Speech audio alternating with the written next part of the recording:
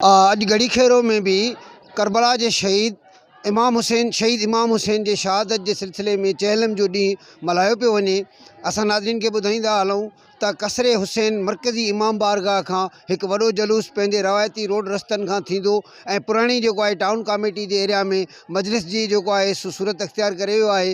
ऐं असां नाज़रीन खे इहो ॿुधाईंदा हलूं त गढ़ीखेरो में चहलम के सिलसिले में सिक्योरिटी जा इंतज़ाम तमामु सख़्तु कया विया आहिनि ऐं पुलिस भी जेको आहे भरपूर नमूने सां पंहिंजो किरदारु अदा करे रही आहे। जॾहिं त हिन ॾींहं जे सिलसिले ते हितां जे जेको आहे जेकी मजलिस में या जेकी मातमदार आहिनि या आज़ादार आहिनि उन्हनि हीअं चयो आहे। जी तो गढ़ीखेरो में चहलम जो जलूस जारी है ऐं मुख़्तलिफ़ रूटन का फिरंदो वरी यो जलूस मरकज़ी इमाम बारगाह पहुचंदो जंहिंमें जलूस तक़रीबन 10-15 जलूस जेके निकिरंदा आहिनि गढ़ीखेरो शहर में ऐं क़दीमी आज़ादारी आहे ऐं पुरसो ॾींदा आहिनि इमाम हुसैन खे ऐं ज़ैनब खे जेको चहलम ज़ैनब सां मनसूब है। बिस्मिल्लाहिर्रहमानिर्रहीम।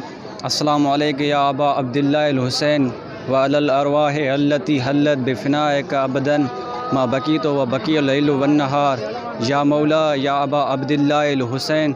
जिएं त वी सफ़र चहलुम जनाब सैयदा ज़ैनब सलामुल्लाह अलैहा जी सुन्नत है। अॼोके ही जेको जुलूस है पंहिंजे रूटन रस्तनि खां वापस अची करे कसरे हुसैन मरकज़ी इमाम बारगाह में पधी थींदो जैके उलमाए कराम पंहिंजनि अक़ीदत एहतराम से मजलिस के खिताब कंदा पंहिंजे रूटन रस्तनि खां अची करे करबला मोहल्ला में पधी थींदो। सर ये जो चहलम वारो ॾींहुं आहे मौला हुसैन शहादत जो ॾींहुं हुयो जेको आहे त हीअं जेको आहे हिन टाइम में जलूस मरकज़ी इमाम बारगाह खां बरामद थियो आहे। हीअ जेको आहे पंहिंजे रीत रवायत सां जेको आहे हलंदो रहंदो वापसि करबला मोहल्ला पहुचंदो। बिस्मिल्लाहिर्रहमानिर्रहीम।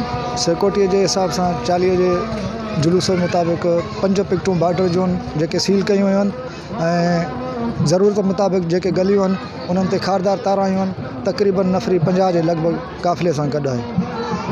नाज़रीन ही उहे अज़ादार हुआ जेकी मौला हुसैन अलैहिस्सलाम जे चहलम के मौके ते जेको निकतल हिन अज़ादारी वारे जुलूस में ऐं जेको मातम में शामिल हुआ। जन जेको आहे पंहिंजे ख़्यालातनि जो इज़हार कंदे मौला इमाम हुसैन के पुरसो पेश कयो ऐं जेको आहे सो दुआऊं घुरियूं आहिनि। ऐं हीअ जेको आहे जुलूस हाणे पंहिंजे इख़्तिताम ते पुॼण वारो आहे। जीअं ई जेको आहे जुलूस इख़्तिताम ते पुॼण खां पोइ नज़र नियाज़ ऐं जेको आहे सो विरायो वेंदो। ऐं असां नाज़रीन खे इहो बि ॿुधाईंदा हलूं त पूरे शहर में मुख़्तलिफ़ जायुनि ते ज़बरदस्त क़िस्म जूं सबिलूं भी पिण लगाई वयूं आहिनि ऐं नगर न्याज़ एतिरो आहे जो माण्हू जेको आहे पंहिंजे घरनि ॾांहुं खणी पिया वञनि। पोइ बि नज़र इहो पियो अचे त काफ़ी नगर न्याज़ बची पवंदो। कैमरामैन गुलाबड़ो सां गॾु अमर सिंधी जेकब न्यूज़ गढ़ीखेरो।